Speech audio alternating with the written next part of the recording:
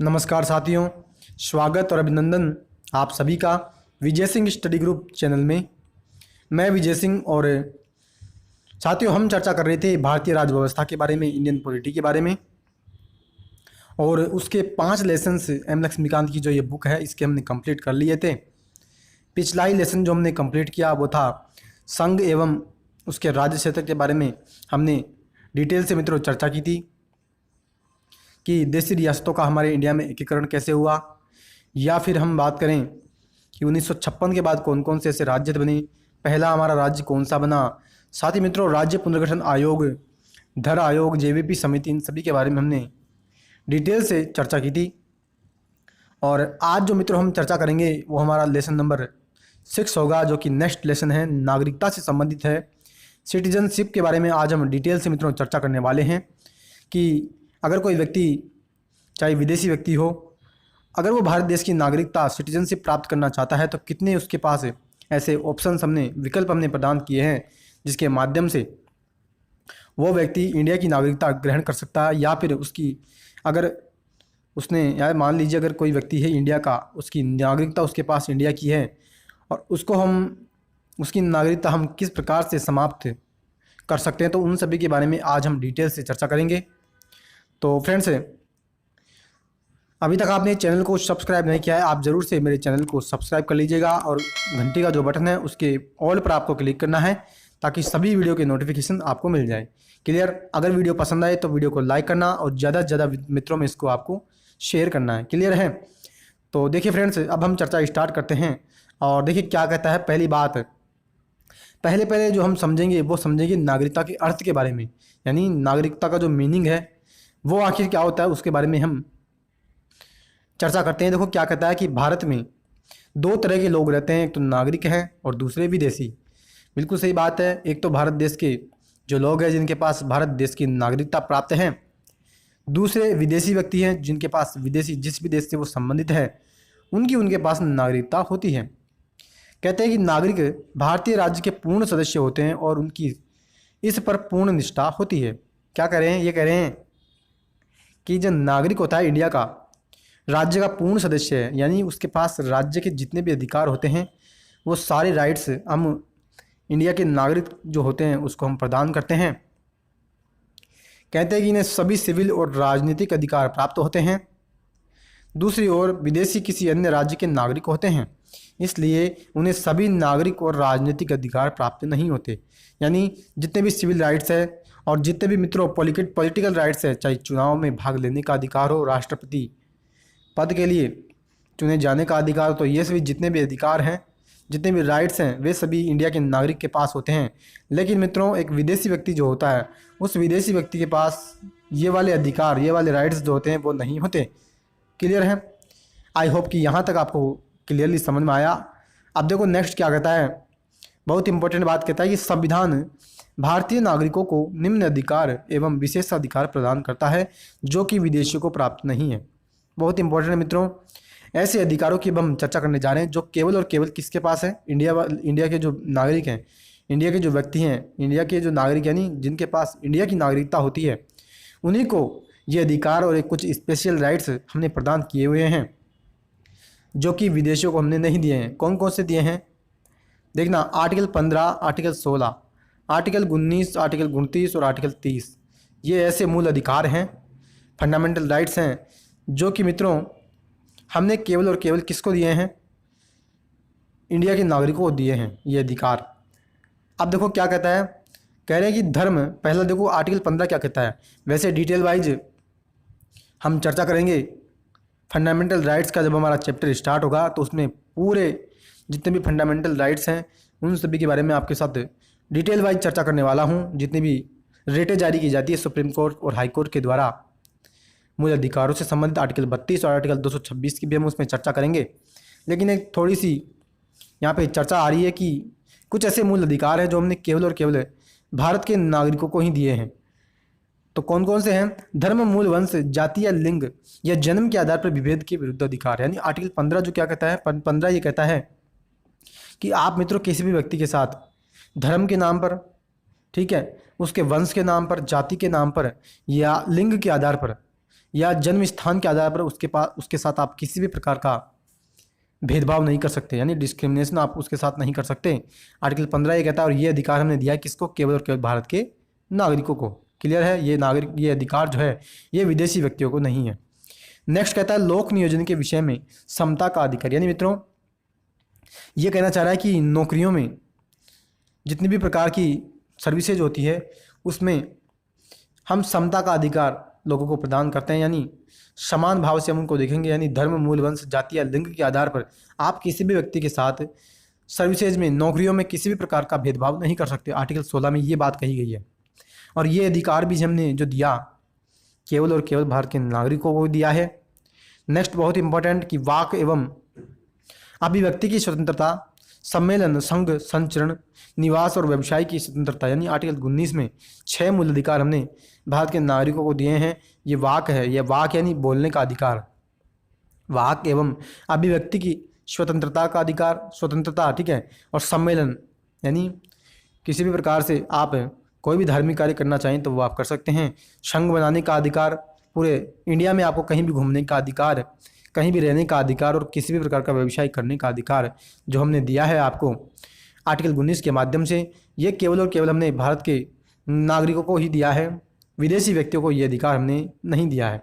और अंतिम जो अधिकार कहता है कि संस्कृति और शिक्षा संबंधी अधिकार, आर्टिकल 29 और आर्टिकल 30 में जो हमने क्या कहा कि व्यक्तियों को अपनी भाषा, लिपि, संस्कृति को बनाए रखने का अधिकार है और अपनी शिक्षण संस्थाओं को स्थापित करने का अधिकार भी जो दिया आर्टिकल 30 के माध्यम से, तो ये अधिकार हमने केवल नागरिकों को दिया है। यानी आर्टिकल 15, 16, 19 और 29 और 30 ये अधिकार कुछ ऐसे हैं मित्रों, ये PFR कुछ ऐसे हैं, फंडामेंटल राइट्स कुछ ऐसे हैं, केवल और केवल हमने इंडिया के नागरिकों को ही दिए हैं। क्लियर है?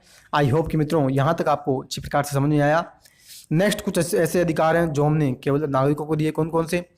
लोकसभा और राज्य विधानसभा चुनाव में मतदान का अधिकार, यानी लोकसभा के चुनाव हो और अगर मान लीजिए किसी विधानसभा के चुनाव हो तो उसमें केवल और केवल कौन वोट डाल सकता है? इंडिया का नागरिक, विदेशी व्यक्ति उसमें वोट नहीं डाल सकता। नेक्स्ट, संसद एवं राज्य विधानमंडल की सदस्यता के लिए चुनाव लड़ने का अधिकार, यानी अगर आप संसद का सदस्य बनना चाहते हैं, अब चाहिए आप लोकसभा सदस्य यानी MP बनना चाहें, या फिर आप राज्यसभा के सदस्य बनना चाहें, या आप MLA बनना चाहें, तो कौन बन सकता है? केवल और केवल भारत का नागरिक, विदेशी व्यक्ति नहीं बन सकता।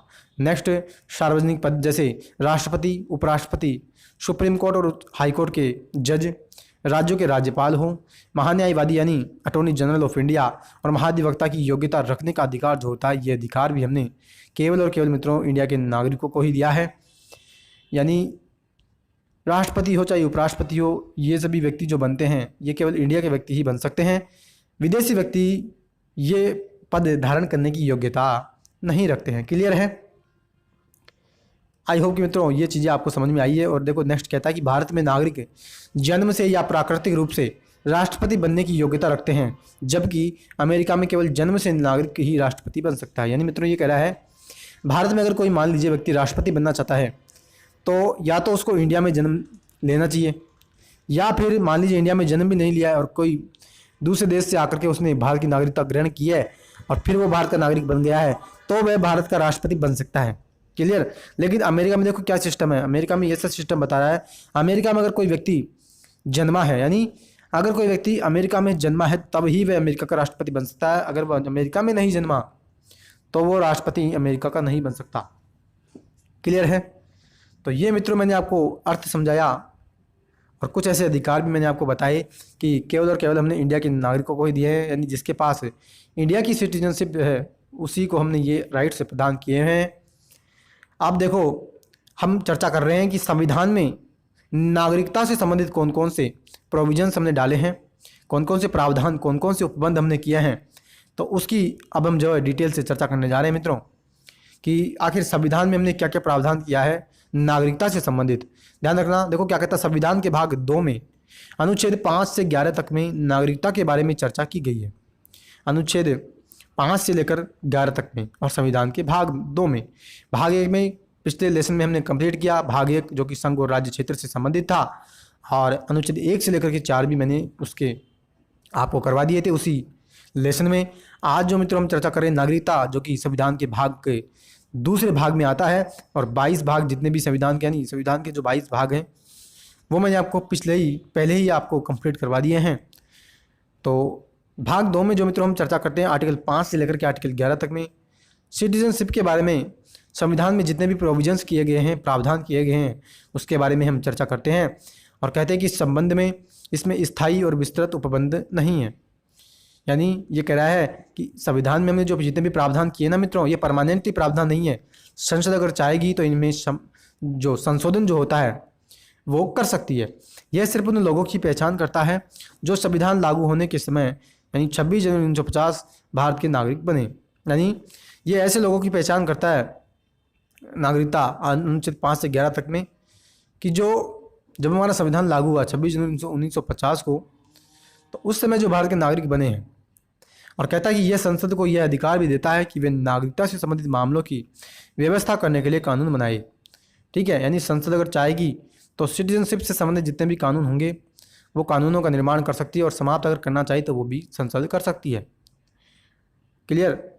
और आगे कहते हैं कि इसी प्रकार संसद ने नागरिकता अधिनियम 1955 को लागू किया और जिसे कई बार संशोधित किया जा चुका है। मित्रों, पिछले ही कुछ समय में जब CAA की हमने चर्चा की, सिटीजनशिप अमेंडमेंट एक्ट यानी नागरिकता संशोधन अधिनियम की, बहुत विवादों में रहा था। तो ये नागरिकता संशोधन जो अधिनियम था वो मित्रों, ये नागरिकता अधिनियम जो 1955 आया था, ठीक है, इस नागरिकता अधिनियम 1955 को ही हमने संशोधित किया था। और इस एक्ट को मित्रों बहुत बार यानी लगभग 9 बार इस एक्ट को संशोधित किया जा चुका है। और जिसमें जो CAA था वो लेटेस्ट अपडेटेड एक्ट था, जो कि सिटीजनशिप अमेंडमेंट एक्ट के नाम से जाना जाता है। तो ये मित्रों एक्ट या अधिनियम जो था वो नागरिकता अधिनियम से संबंधित था, CAA, और बहुत विवादों में रहा था ये। क्लियर। अब देखो नेक्स्ट कहता है कि संविधान निर्माण के उपरांत संविधान के अनुसार 4 श्रेणियों के लोग भारत के नागरिक बने हैं। यानी ये कह रहा है कि 4 श्रेणी के लोग ऐसे हैं जो इंडिया में उनको हमने नागरिकता प्रदान की है। देखो अब हम मित्रों डिटेल वाइज चर्चा कर रहे हैं अनुच्छेदों के बारे में। अनुच्छेद 5 से लेकर के अनुच्छेद 11 तक में नागरिकता की चर्चा करते हैं।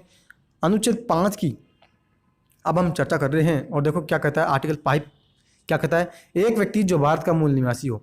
सिंपल सा है, अगर कोई व्यक्ति भारत में निवास कर रहा है तो वो व्यक्ति भारत का नागरिक कहलाएगा। ठीक है, अब वो कौन सा, जब 26 जनवरी 1950 को जब हमारा संविधान लागू हुआ ना, तो उस समय मित्रों वो भारत का नागरिक होना चाहिए। क्लियर है। अब फ्रेंड्स ये तो सिंपल सा मैंने आपको समझाया कि अगर मान लीजिए कोई व्यक्ति इंडिया का है, तो यानी इंडिया में उसने जन्म लिया है, तो वो भारत का नागरिक कहलाएगा। यानी नागरिकता हम उसको प्रदान कर देंगे और वो भारत का नागरिक कहलाएगा। सिंपल सा ये हो गया, जिसने भारत में यानी जो भारत में निवास करता है।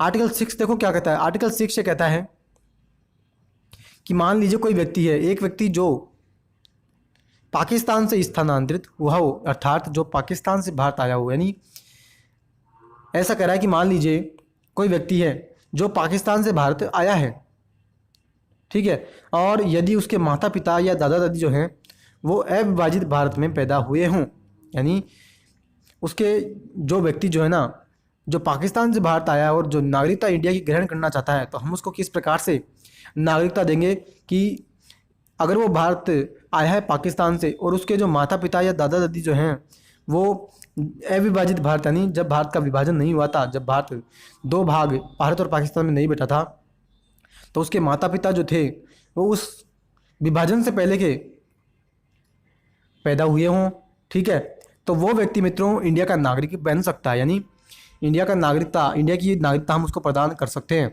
और अब देखो इंडिया की नागरिकता यानी नागरिकता जो हम प्रदान करते हैं वो किन किन प्रकारों के माध्यम से करते हैं, उसकी हम आगे चर्चा भी करेंगे। 5 प्रकार से नागरिकता लोगों को देते हैं, तो उसकी हम आगे चर्चा करेंगे। लेकिन यहाँ पे हम जो चर्चा कर रहे हैं वो ये कर रहे हैं कि कौन कौन ऐसे जो व्यक्ति हैं वो भारत के नागरिक बन सकते हैं, उसके बारे में हम चर्चा करें। कि एक तो मैंने आपको अनुच्छेद 5 में बताया कि जो व्यक्ति इंडिया में निवास करता है, ठीक है, तो इंडिया में जो निवास करने वाला वो इंडिया का नागरिक हो जाएगा। एक जो पाकिस्तान से आया है भारत में और वो इंडिया की नागरिकता अगर रजिस्ट्रेशन के माध्यम से या और भी प्रकारों के माध्यम से, जिसकी हम चर्चा भी करेंगे, अगर उन विकल्पों के माध्यम से वो इंडिया की नागरिकता लेना चाहता है तो हम उसको इंडिया की नागरिकता दे देते हैं। नेक्स्ट देखो अनुच्छेद 7 क्या कहता है। कहता है एक व्यक्ति जो पाकिस्तान में स्थानांतरित हुआ हो, अर्थात भारत से पाकिस्तान स्थानांतरित हो गया हो। अनुच्छेद 7 मित्रों ये कह रहा है कि एक व्यक्ति, मान लीजिए क्या एक व्यक्ति है जो 1 मार्च 1947 के बाद भारत से पाकिस्तान में स्थानांतरित हो गया हो। क्लियर। लेकिन बाद में क्या हुआ, फिर उसने भारत में पुनर्वास करने के लिए लौट आया। यानी 1 मार्च 1947 के बाद क्या हुआ कि भारत से वो मित्रों पाकिस्तान चला गया और फिर उसने क्या किया कि पुनः जो है व्यक्ति है भारत में रहने के लिए आ गया। तो वो व्यक्ति मित्रों अगर रजिस्ट्रेशन के माध्यम से, ठीक है, इंडिया की नागरिकता अगर लेना चाहता है तो वो ले सकता है, यानी वो भारत का नागरिक बन सकता है। ये अनुच्छेद 7 की मैंने आपके साथ चर्चा की। अब देखो अनुच्छेद 8 सिंपल सा है। भारतीय मूल का व्यक्ति जो बाहर रह रहा है, यानी जितने भी मित्रों NRI जो होते हैं, नॉन रेजिडेंट इंडियन, वो सभी मित्रों भारत के नागरिक होते हैं क्योंकि उनके पास इंडिया की नागरिकता होती है। लेकिन वो जो व्यक्ति रहते हैं ना मित्रों, वो विदेशों में रहते हैं। यानी एक व्यक्ति जिसके माता पिता या दादा दादी जो होते हैं वो अविभाजित भारत में पैदा हुए हैं, लेकिन वह भारत के बाहर रह रहा हो, फिर भी वह भारत का नागरिक बन सकता है। क्लियर। यदि उसने भारत के नागरिक के रूप में पंजीकरण के लिए उसने अगर मान लीजिए रजिस्ट्रेशन के लिए उसने अगर आवेदन किया है, फॉर्म भरा है, तो हम उसको इंडिया की नागरिकता प्रदान कर देते हैं। क्लियर है। अब फ्रेंड्स नेक्स्ट की हम चर्चा करें। नेक्स्ट अनुच्छेद कहता है, अनुच्छेद 9, वह व्यक्ति भारत का नागरिक नहीं होगा या नहीं माना जाएगा जो स्वेच्छा से किसी अन्य देश की नागरिकता ग्रहण कर लेगा। सिंपल सी बात है। अगर मान लीजिए मैं इंडिया का नागरिक हूँ और मैं अगर मान लीजिए किसी अन्य देश की नागरिकता यानी अमेरिका की अगर मैं नागरिकता ग्रहण कर लेता हूँ तो सीधी सी बात है कि मेरी जो इंडिया की नागरिकता जो है वो समाप्त हो जाएगी। यानी जो मेरे पास पहले से भारत देश की नागरिकता जो मेरे पास है वो रद्द हो जाएगी। ठीक है। यानी अब मैं अमेरिका का नागरिक कहलाऊंगा, इंडिया का नागरिक मैं नहीं हो पाऊंगा। ठीक है। सिंपल सी है कि किसी अन्य देश की नागरिकता अगर आपने ग्रहण कर ली तो अब आप भारत के देश के नागरिक नहीं कहलाएंगे। क्लियर। आर्टिकल 10 की बात करें। प्रत्येक व्यक्ति जो भारत का नागरिक है यह समझा जाता है यदि संसद इस प्रकार के किसी विधान का निर्माण करेगी। यानी मित्रों ये कह रहा है संसद अगर नागरिकता से संबंधित, यानी संसद अगर नागरिकता से संबंधित किसी भी प्रकार के कानून का अगर निर्माण करती है, किसी प्रकार के एक्ट का वो निर्माण करती है, फॉर्मेशन करती है, तो वो व्यक्ति जो होगा वो भारत का नागरिक कहलाएगा। यानी प्रत्येक व्यक्ति जो भारत का नागरिक है यह समझा जाता है यदि संसद इस प्रकार के किसी विधान का निर्माण करेगी। सीधी सी बात है, संसद अगर नागरिकता से संबंधित किसी प्रकार के कानून का निर्माण करती है तो वह व्यक्ति जो है वो भारत के नागरिक कहलाएंगे। और अंतिम अनुच्छेद जो है नागरिकता से संबंधित वो देखो क्या है। कहता है संसद को यह अधिकार है कि वह नागरिकता के अर्जन यानी नागरिकता की प्राप्ति और समाप्ति के तथा नागरिकता से संबंधित अन्य विषयों के संबंध में कानून का निर्माण कर सकती है।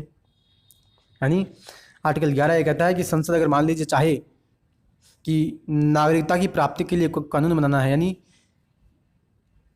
लोगों को हमें इंडिया की नागरिकता अगर देना है तो उससे संबंधित हम अगर कोई कानून बनाना चाहते हैं और अगर कानून हम ऐसा बना रहे हैं जो नागरिकता की समाप्ति करे, तो इस संबंध में अगर कानून बनाना है तो संसद बिल्कुल बेशक कानून बना सकती है।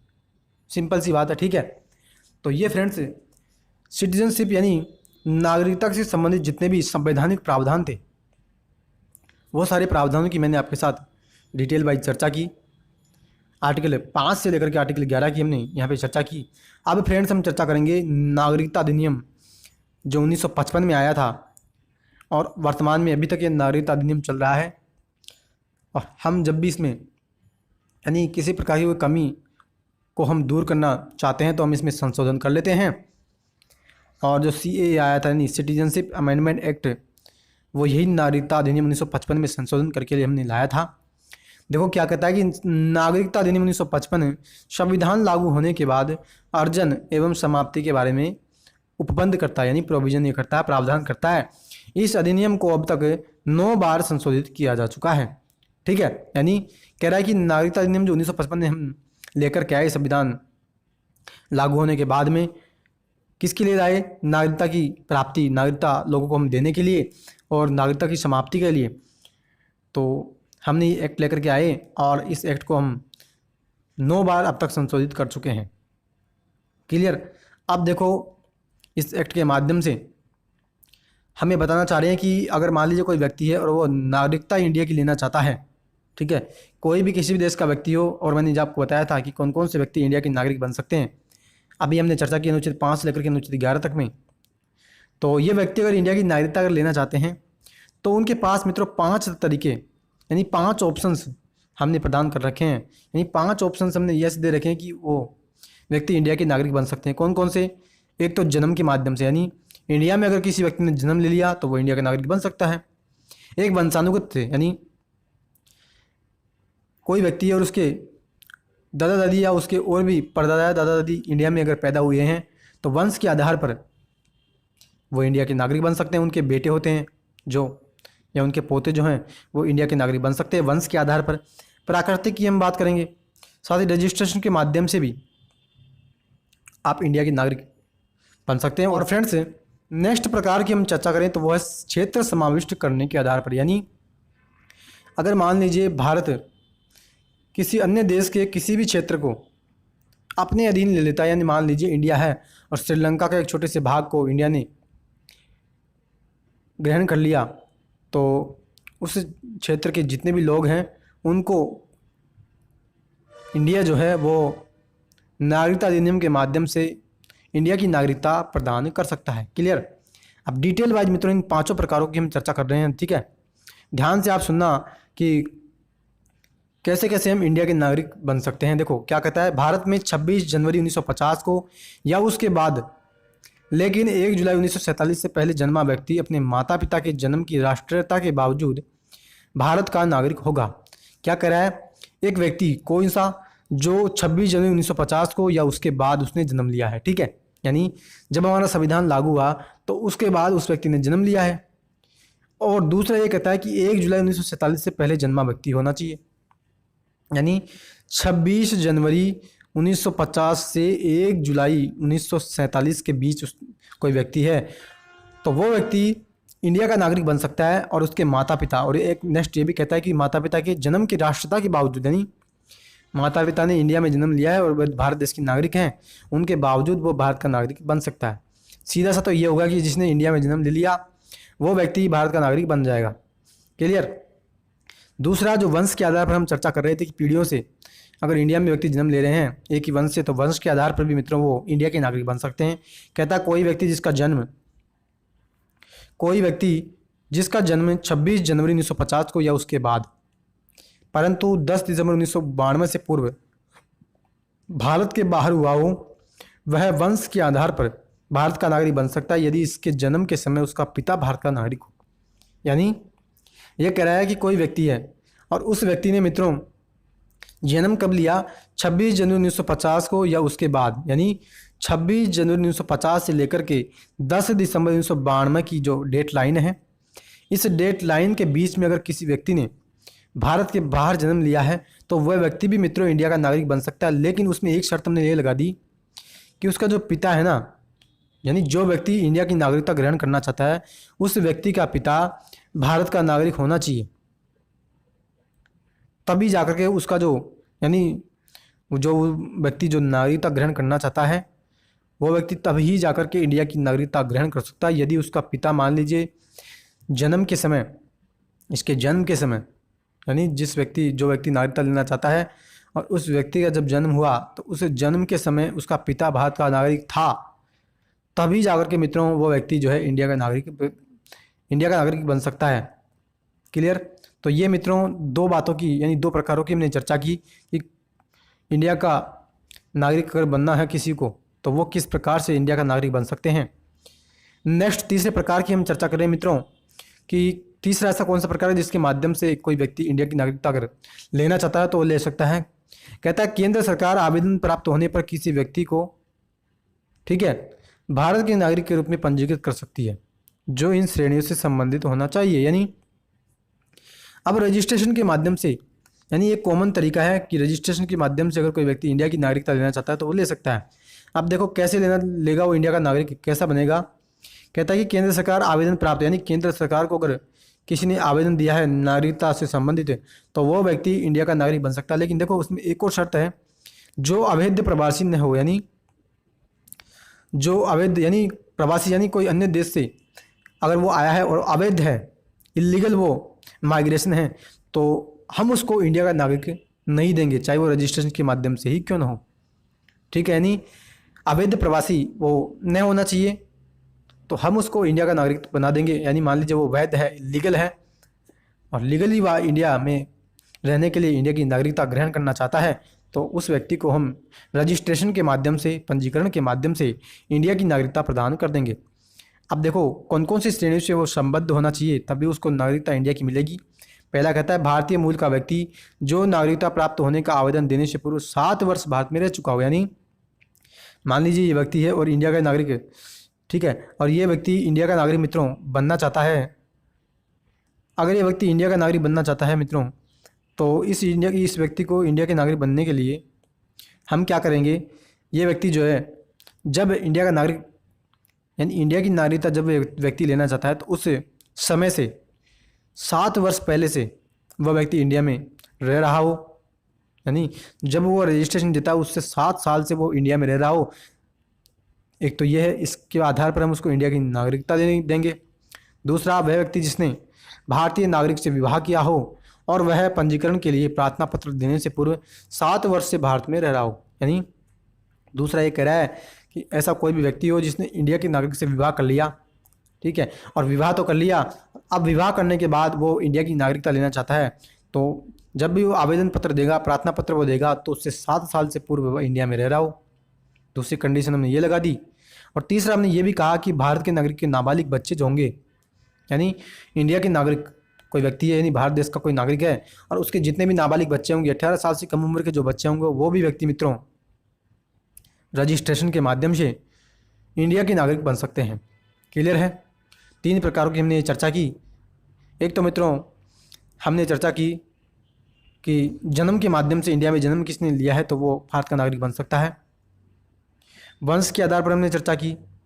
तीसरा, हमने रजिस्ट्रेशन के माध्यम से चर्चा की, जो कॉमन तरीका होता है, अगर आप नागरिकता लेना चाहते हैं तो आप आवेदन पत्र दाखिल करिए, उसके माध्यम से आप इंडिया की नागरिकता ले सकते हैं। चौथे प्रकार की हम चर्चा कर रहे हैं प्राकृतिक रूप से। अब देखिए प्राकृतिक रूप से हम नेचुरली किस प्रकार से हम इंडिया की नागरिकता ले सकते हैं। देखो, केंद्र सरकार आवेदन प्राप्त होने पर किसी व्यक्ति जो कि अवैध प्रवासी न हो, अब यहाँ पे वही कंडीशन लग रही है कि अवैध प्रवासी वो न होना चाहिए, यानी इलीगल वो न होना चाहिए, लीगली व्यक्ति वो होना चाहिए, तो उसको प्राकृतिक रूप से नागरिकता प्रमाण पत्र हम प्रदान कर देते हैं। लेकिन उसके पास कुछ योग्यताएं होनी चाहिए, ठीक है, यहाँ पे भी कुछ पाबंदियाँ हमने कुछ शर्तें लगाई है। देखो कौन कौन सी उसके पास योग्यताएं होनी चाहिए जिसके आधार पर हम उसको नेचुरली इंडिया की नागरिकता प्रदान करेंगे। पहला कहता है ऐसे देश से संबंधित वह नहीं हो जहाँ भारतीय नागरिक प्राकृतिक रूप से नागरिक नहीं बन सकते। यानी सिंपल सी बात यह है कि अगर कोई व्यक्ति किसी अन्य देश की नागरिकता ग्रहण नहीं कर पाता, यानी कोई अन्य देश इंडिया के नागरिक को उस देश की नागरिकता नहीं देता, तो हम भी उस देश के व्यक्ति को अपने देश की नागरिकता नहीं देंगे। क्लियर? सिंपल सी बात यह है। नेक्स्ट कहता है यदि वह व्यक्ति किसी अन्य देश के नागरिक हो तो वह भारतीय नागरिकता के लिए अपने आवेदन की स्वीकृति पर उसे देश की नागरिकता को त्याग देगा। सिंपल सी बात है, किसी अन्य देश की उसके पास है, सिटीजनशिप है, नागरिकता है, और वो भारत देश का नागरिक बनना चाहता है, तो भारत देश का नागरिक बनने से पहले उसको उस देश की नागरिकता त्यागनी होगी जिसका वो नागरिक है। क्लियर? तीसरा ये कहता है कि उसका चरित्र अच्छा होना चाहिए। उसका चरित्र अच्छा है तभी उसको हम इंडिया की नागरिकता देंगे। यानी वो कोई आतंकवादी किस्म का व्यक्ति नहीं होना चाहिए, असामाजिक तत्व नहीं होना चाहिए। नेक्स्ट कहता है कि वह संविधान की 8वीं अनुसूची में उल्लिखित भाषाओं का अच्छा ज्ञाता भी होना चाहिए। यानी संविधान की 8वीं अनुसूची जो 22 भाषाओं से संबंधित है, तो संविधान की 8वीं अनुसूची में जो भाषा है उसको जानने वाला भी होना चाहिए। तो इन शर्तों के माध्यम से उसको नेचुरली मित्रों इंडिया की नागरिकता देंगे। तो ये चौथे प्रकार की हमने चर्चा की।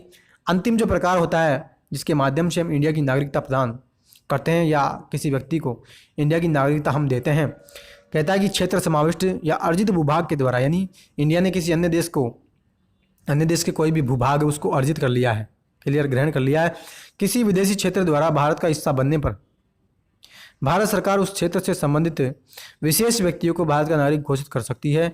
ऐसे व्यक्ति उल्लिखित तरीके से भारत के नागरिक होते हैं।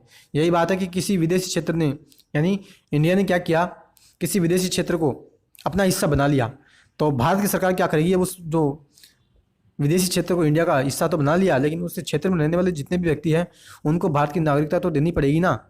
तो भारत की नागरिकता देने के लिए उसको सरकार क्या करेगी कि एक उल्लिखित तारीख के माध्यम से उस तारीख से इंडिया का नागरिक उनको घोषित कर देगी कि हाँ, इन तारीख से इस तारीख के इस क्षेत्र के लोग इंडिया के नागरिक कहलाएंगे।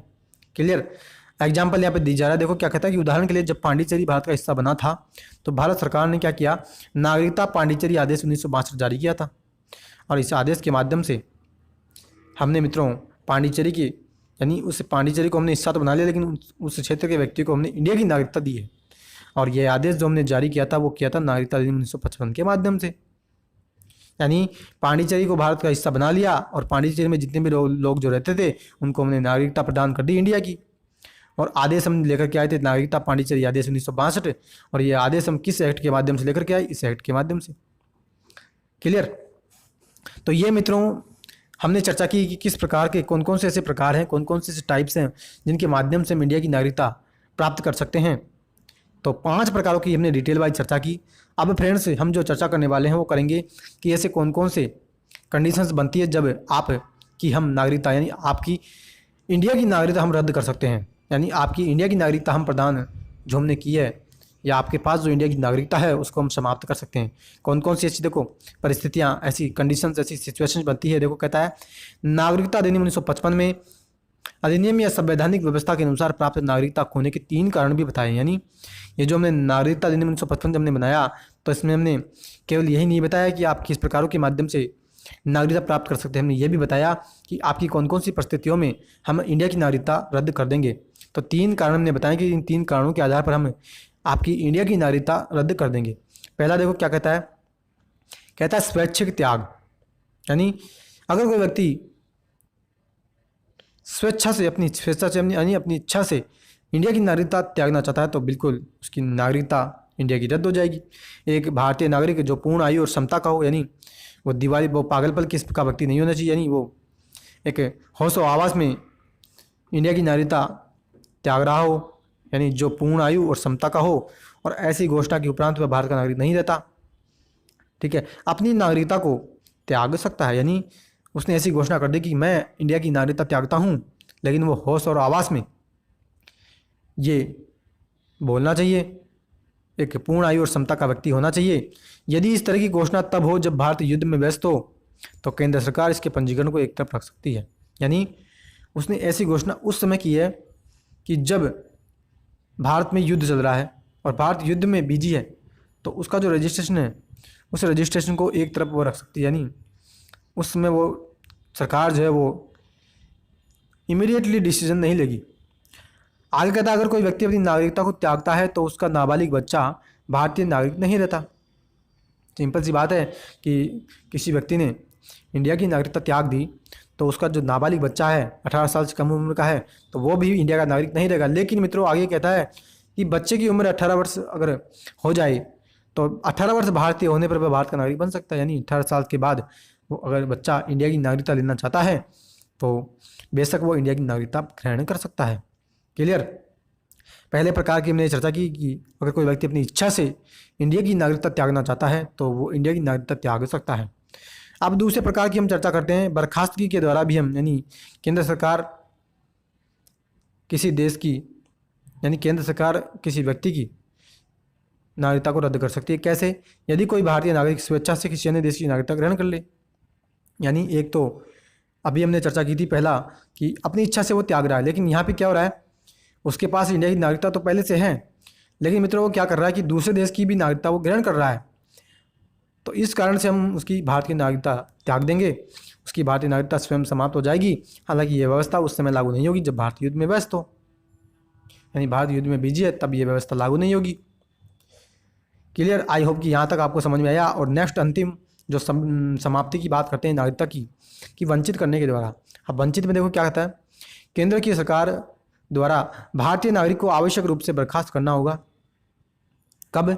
यदि नागरिकता फर्जी तरीके से प्राप्त की गई। यानी मित्रों किसी व्यक्ति ने फर्जी डॉक्यूमेंट लगाए और फर्जी डॉक्यूमेंट के माध्यम से उसने भारत की नागरिकता प्राप्त कर ली तो अगर सरकार को पता लगा तो सरकार उसकी नागरिकता को रद्द कर देगी, यानी वो भारत का नागरिक नहीं होगा। नेक्स्ट कहता है यदि नागरिक ने संविधान के प्रति अनादर प्रकट किया, यानी भारत का जो संविधान है कॉन्स्टिट्यूशन ऑफ इंडिया है उसके प्रति उसने जो मित्रों आदर प्रकट नहीं किया, उसका अपमान किया, ठीक है, तो हम उसकी भारत की नागरिकता रद्द कर देंगे। तीसरा, यदि नागरिक ने युद्ध के दौरान शत्रु के साथ मिलकर के कोई गैर कानूनी तरीके से राष्ट्र विरोधी सूचना उसको दी है, यानी भारत में युद्ध चल रहा है और युद्ध के दौरान भारत के नागरिक ने क्या किया, शत्रु के साथ मिला, ठीक है, उस युद्ध में जो शत्रु देश है, उस शत्रु देश के साथ मिलकर के उसने क्या किया, इलीगली यानी गैर कानूनी रूप से भारत की जो भी गुप्त सूचना है वो सूचना उस शत्रु देश के व्यक्ति को दे दी है, तब उसकी नागरिकता, इंडिया की नागरिकता हम उस व्यक्ति की रद्द कर देंगे। और नेक्स्ट कहता है कि पंजीकरण या प्राकृतिक नागरिकता के 5 वर्ष के दौरान नागरिक को किसी देश में अगर 2 वर्ष की कैद हुई है, यानी किसी व्यक्ति ने मान लीजिए रजिस्ट्रेशन के माध्यम से या प्राकृतिक रूप से उसने क्या किया, भारत की नागरिकता तो प्राप्त कर ली, भारत का नागरिक तो वो बन गया, लेकिन क्या हुआ कि नागरिक जब वो बना उसके 5 वर्ष के दौरान, ठीक है, उसके 5 साल के कालखंड में, यानी आज उसने मान लीजिए भारत का नागरिक बना, तो उसके 5 साल के बाद, आज से 5 साल के बाद, यानी ये जो कालखंड है 5 साल का, इस 5 साल के दौरान मान लीजिए अगर उस भारत के नागरिक को अगर 2 साल की मित्रों कैद हुई है ना, 2 साल की अगर उसको कारावास हुआ है, तो हम उसकी मित्रों भारत की सरकार जो है वो इंडिया की नागरिकता उसकी रद्द कर सकती है। क्लियर? तो ये मित्रों डिटेल वाइज मैंने आपके साथ चर्चा की, एक तो नागरिकता के बारे में कि नागरिकता की अगर मान लो आपको प्राप्ति, नागरिक अगर भारत को आपका यानी भारत का नागरिक अगर आपको बनना है तो आप किस प्रकार के माध्यम से बन सकते हैं, 5 प्रकारों से आप भारतीय नागरिक बन सकते हैं। अगर सरकार आपकी नागरिकता समाप्त करना चाहिए तो 3 कारणों के आधार पर समाप्त कर सकती है। आर्टिकल 5 से लेकर के 11 तक हमने नागरिकता से संबंधित जितने भी संविधान में हमने प्रोविजंस किए, प्रावधान किए, उन सभी के बारे में चर्चा की। अब फ्रेंड्स हम जो चर्चा करेंगे वो करेंगे एकल नागरिकता के बारे में। यानी मित्रों भारत में हम नागरिकता जो देते हैं वो केवल कैसे देते हैं, केवल और केवल भारत की नागरिकता देते हैं। लेकिन हम इसमें ये भी चर्चा करेंगे कि अमेरिका में एक व्यक्ति जो होता है उसके पास 2 नागरिकताएं होती है। देखो क्या कहता है, ध्यान से सुनिएगा। कहता है यद्यपि मित्रों, कहता है कि यद्यपि भारतीय एकल नागरिकता की हम चर्चा कर रहे हैं, यद्यपि भारतीय संविधान संघीय है और इसने दोहरी राज पद्धति केंद्र एवं राज्य को अपनाया है, लेकिन इसमें केवल एकल नागरिकता और भारतीय नागरिकता की व्यवस्था की गई है। यानी यह कह रहा है कि भारत का संविधान कैसा संघीय, इसकी हमने बहुत बार चर्चा की कि हमने भारत के संविधान को संघीय संविधान बनाया और इसी कारण से तो मित्रों हमने भारत को राज्यों का संघ कहा था। क्लियर? और हमने भारत को विनाशी राज्यों का अविनाशी संघ भी कहा था। क्लियर? तो ये कह रहा है कि भारत का जो संविधान है वो संघीय है और हमने दोहरी राज पद्धति को अपनाया है, यानी तो केंद्र में सरकार होती है और राज्यों में सरकारें होती है। क्लियर? लेकिन ये कह रहा है कि हम जो नागरिकता जो देते हैं ना वो तो हम केवल एक ही देते हैं, सरकारें तो 2 होती है लेकिन नागरिकता हम देते हैं एक। यहाँ राज्यों के लिए कोई अलग नागरिकता की व्यवस्था नहीं है। यानी ऐसा नहीं है कि भारत का तो नागरिक, एक व्यक्ति भारत का नागरिक है, एक तो नागरिकता उसके पास ये है और दूसरी उसके पास राजस्थान की नागरिकता है या पंजाब की नागरिकता है या हरियाणा की नागरिकता है, ऐसा नहीं है। केवल और केवल उसके पास जो सिटीजनशिप नागरिकता जो होती है वो होती है केवल और केवल कौन सी, भारत की नागरिकता। क्लियर? और कहता है कि अन्य संघीय राज्यों जैसे अमेरिका और स्विट्जरलैंड में दोहरी नागरिकता व्यवस्था को अपनाया गया। यानी अमेरिका में और स्विट्जरलैंड में क्या होता है, एक व्यक्ति के पास 2 नागरिकताएं होती है। कौन कौन सी? देखो क्या कहता है। कहता है कि अमेरिका में प्रत्येक व्यक्ति अमेरिका का नागरिक होने के साथ साथ उस राज्य विशेष का भी नागरिक है जहां वह रहता है। सिंपल सी बात है, एक व्यक्ति है अमेरिका में रहता है, अमेरिका का वो नागरिक है, पहला तो ये हो गया उसके पास नागरिकता। दूसरा, अमेरिका में कोई स्टेट है तो और उस स्टेट में वो व्यक्ति रहता है तो उस विशेष राज्य की भी उसके पास नागरिकता होती है। यानी जैसा इंडिया में मान लीजिए कोई व्यक्ति राजस्थान का है तो एक तो उसके पास राजस्थान की नागरिकता और दूसरी उसके पास भारत की नागरिकता। ऐसा ही मित्रों अमेरिका में होता है, लेकिन इंडिया में केवल और केवल ऐसा होता है कि हम भारत के नागरिक होते हैं। क्लियर? अब देखो नेक्स्ट कहता है कि इस तरह उसे दोहरी नागरिकता प्राप्त है और इसी संदर्भ में उसे राष्ट्र की सरकार और राज्य की सरकार के जितने भी दोहरे अधिकार होते हैं वो प्राप्त होते हैं। यानी 2 प्रकार के उसको राइट्स मिल गए, एक तो भारत की सरकार जितनी भी योजनाएं चलाएगी उसके वो भागीदार होंगे, ठीक है, एक तो वो अधिकार उनको मिलेंगे, दूसरे राज्य की सरकार जो होगी तो उस सरकार के भी उसको अधिकार प्राप्त होंगे। यानी दोहरे अधिकार, 2 प्रकार के राइट्स उसको मिल गए हैं। क्लियर। नेक्स्ट कहता है भारत में सभी नागरिकों को चाहे उनका जन्म कहीं और हो और वह निवास कहीं और कर रहे हो, यानी जन्म कहीं और जगह हुआ है उनका और वह रह कहीं और जगह रहे हैं, तो हो पूरे देश में समान नागरिक अधिकार प्राप्त होते हैं। यानी चाहे इंडिया का व्यक्ति हो, यानी अगर मान लीजिए इंडिया का कोई व्यक्ति है और चाहे इंडिया में चाहे वो राजस्थान का व्यक्ति है या कोई व्यक्ति दक्षिण भारत का है, आंध्र प्रदेश का है, तो उसके पास यानी राजस्थान के व्यक्ति के पास जो नागरिक अधिकार प्राप्त होंगे वही अधिकार आंध्र प्रदेश के व्यक्ति के भी पास यानी आंध्र प्रदेश के व्यक्ति के पास भी वही अधिकार होंगे। उनके बीच किसी प्रकार का भेदभाव हम नहीं करेंगे। क्लियर। लेकिन इसमें कुछ अपवाद भी, कुछ एक्सेप्शंस की यहाँ पे हम चर्चा कर लेते हैं। देखो क्या कहता है कि संसद आर्टिकल 16 के तहत ऐसी व्यवस्था कर सकती है कि किसी राज्य विशेष में रहने वाले लोगों को कुछ नौकरियों या नियुक्तियों में अलग सुविधा मिले। यानी कुछ यहाँ पे अपवादों की चर्चा की जा रही है कि संसद अगर मान लीजिए ऐसा कोई विशेष उपबंध करती है कि कुछ नौकरियों या कुछ नियुक्तियों में किसी राज्य विशेष के लोगों को अलग से सुविधा अगर देना चाहती है तो बिल्कुल दे सकती है। तो ये अपवाद यहाँ पे आता है। दूसरा, यह सुविधा उस राज्य या केंद्र शासित क्षेत्र के तहत स्थानीय या अन्य प्रशासन के तहत हो सकती है।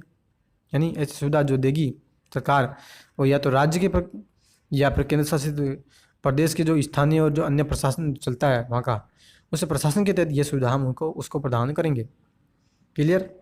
नेक्स्ट कहता है संविधान आर्टिकल 15 किसी भी नागरिक के खिलाफ धर्म, मूल, वंश, जाति, लिंग या जन्म स्थान या निवास के आधार पर भेदभाव करने पर प्रतिबंध लगाता है।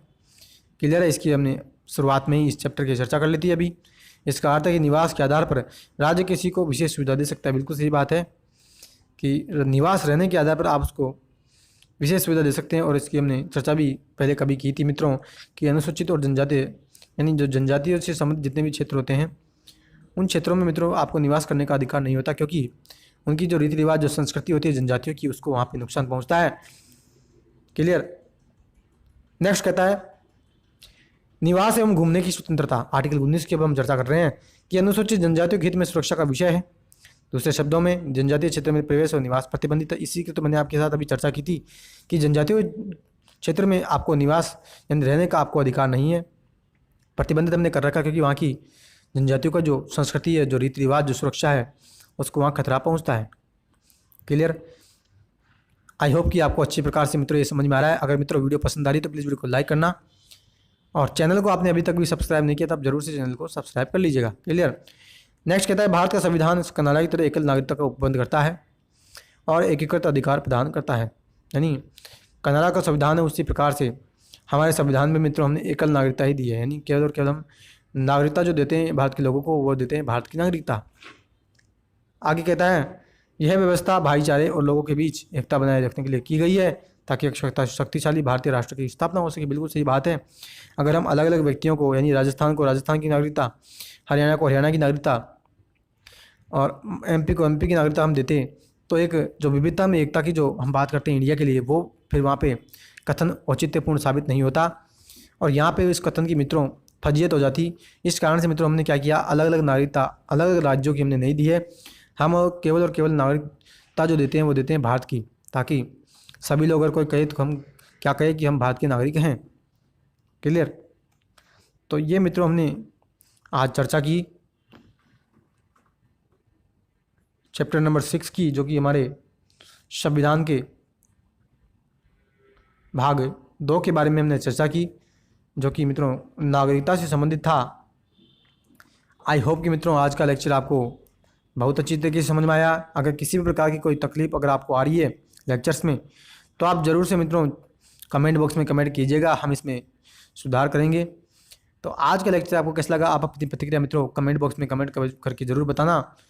अगर मित्रों वीडियो पसंद आए तो प्लीज़ वीडियो को लाइक करना, ज़्यादा से ज़्यादा दोस्तों में इसको शेयर करना और चैनल को आप मित्रों ज़रूर से सब्सक्राइब कर लीजिएगा ताकि सभी वीडियो के नोटिफिकेशन आपको मिल जाएंगे। क्लियर है। तो फ्रेंड्स आज हमारा ये लेसन कंप्लीट हुआ। अब मित्रों आगे का जो लेसन हमारा स्टार्ट होगा, लेसन नंबर 7, उसमें हम किस बात की चर्चा करेंगे वो हमारा मित्रों बहुत यानी वेरी वेरी इंपॉर्टेंट हमारा लेक्चर होने वाला, और जो होगा किससे संबंधित होगा, फंडामेंटल राइट्स से संबंधित मूल अधिकारों की हम इसमें चर्चा करेंगे लेसन नंबर 7 में। साथ ही साथ मूल अधिकारों के महत्व के बारे में, मूल अधिकारों की आलोचना के बारे में, मूल अधिकारों की विशेषताओं के बारे में, मूल अधिकारों में टकराव के बारे में, उन सभी के बारे में हम डिटेल वाइज चर्चा करेंगे। तो फ्रेंड्स, अब हम मिलते हैं अगले लेक्चर में मूल अधिकारों की वीडियो के साथ। तब तक के लिए हैव ए नाइस डे। जय हिंद, जय भारत, वंदे मातरम।